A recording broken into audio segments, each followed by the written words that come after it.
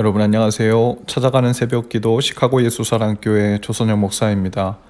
오늘도 변함없는 주님의 은혜와 평강이 저와 여러분의 삶의 종일 풍성하기를 기도합니다. 오늘 말씀은 열왕기상 7장 1절에서 8절까지 말씀입니다. 제가 읽어드리죠. 솔로몬은 자기 궁을 건축하기 시작하여 그것을 완공하는데 13해가 걸렸다. 그는 레바논 수풀궁을 지었는데 그 길이는 100자이고 그 너비는 50자이고 그 높이는 30자이다. 백향목 기둥을 4줄에 세우고 그 기둥 위에는 백향목 석가래를 얹었다. 지붕에는 한 줄에 15개씩 모두 45개 석가래를 대고 백향목 판자로 덮었다. 창틀은 3줄로 되어 있고 그 창문들은 3단으로 되어서 서로 마주보고 있었다. 문과 문설주는 모두 네모난 모양이고 창문은 창문끼리 3줄로 마주보고 있었다. 그는 기둥들을 나란히 세워 주랑을 만들었다. 그것은 길이가 50자이고 너비가 30자인 벽이 없는 복도였다. 주랑 앞에는 현관이 있고 현관 앞에 또 기둥들이 있고 그 기둥들 위에는 차양이 걸려 있었다. 또 그는 옥좌실 곧 재판정을 짓고 그 마루를 모두 백향목으로 깔았다. 자기가 있을 왕궁은 재판정 뒤에 있는 다른 뜰에 지었는데 그 건축 양식은 다른 건물들의 건축 양식과 서로 비슷하였다. 또 솔로몬은 이것과 같은 궁전을 그가 결혼하여 아내로 맞아들인 바로의 딸에게도 지어주었다. 아멘.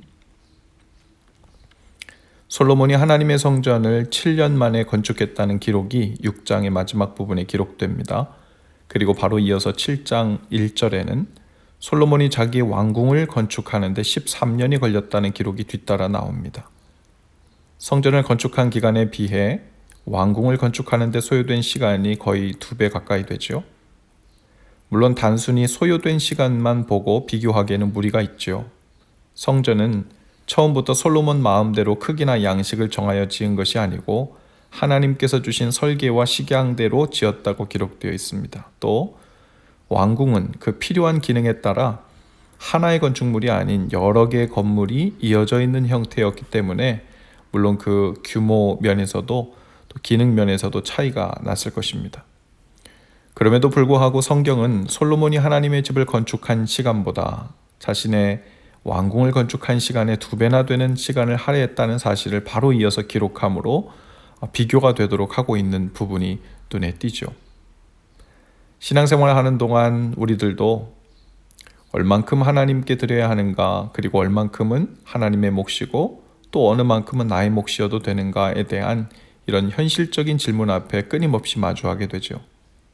본질적으로는 하나님의 것, 나의 것, 하나님의 목, 나의 몫이 따로 있는 것이 아니라 물론 모든 것이 하나님께로부터 주어진 은혜이자 하나님 것이죠.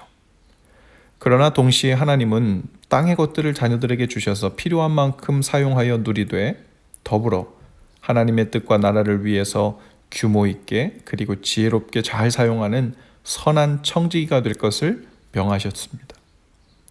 아마도 솔로몬의 마음에도 이런저런 마음이 들었을 것으로 보여요. 하나님 성전 먼저 지었잖아.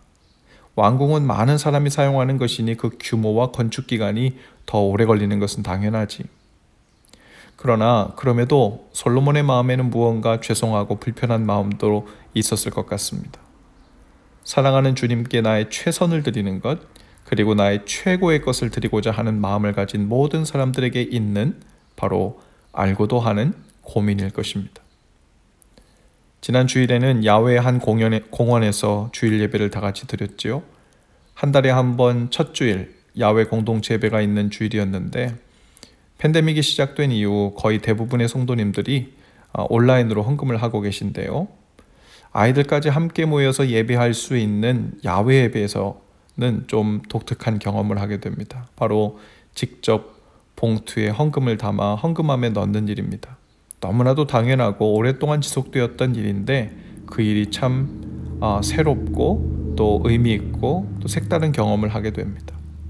온라인으로 드리는 것과 직접 드리는 것 사이에 하나님께서 물론 차이를 두시는 것은 아니시겠지만 특별히 우리 아이들이 고사리 같은 손으로 봉투에 감사 제목을 적고 또 받은 용돈 중에 11조라면서 봉투에 적어서 동전을 세어서 넣어드린 모습이 참 보기 좋았습니다.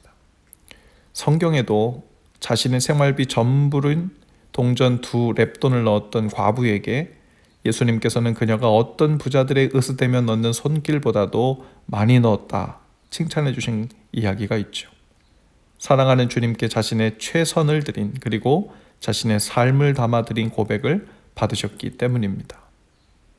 오늘 우리도 그렇게 칭찬받은 과부의 손, 그리고 어린아이들의 손과 같은 손들이 되었으면 좋겠습니다.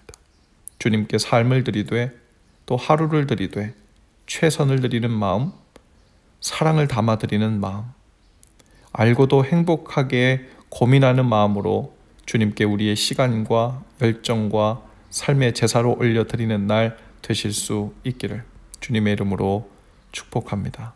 기도합시다.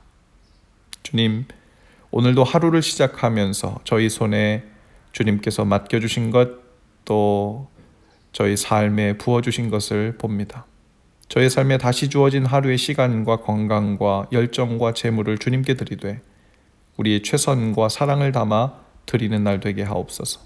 무엇보다도 오늘 우리의 삶이 하나님께 드려지는 향기로운 제물이 되게 하시고 우리의 삶을 주님이 기뻐하시는 거룩한 산 제물로 올려드리는 예배처럼 살게 하옵소서. 예수님 이름으로 기도합니다. 아멘. 여러분, 오늘도 예수 사랑으로 화이팅입니다. 내일 아침에 다시 찾아뵙지요.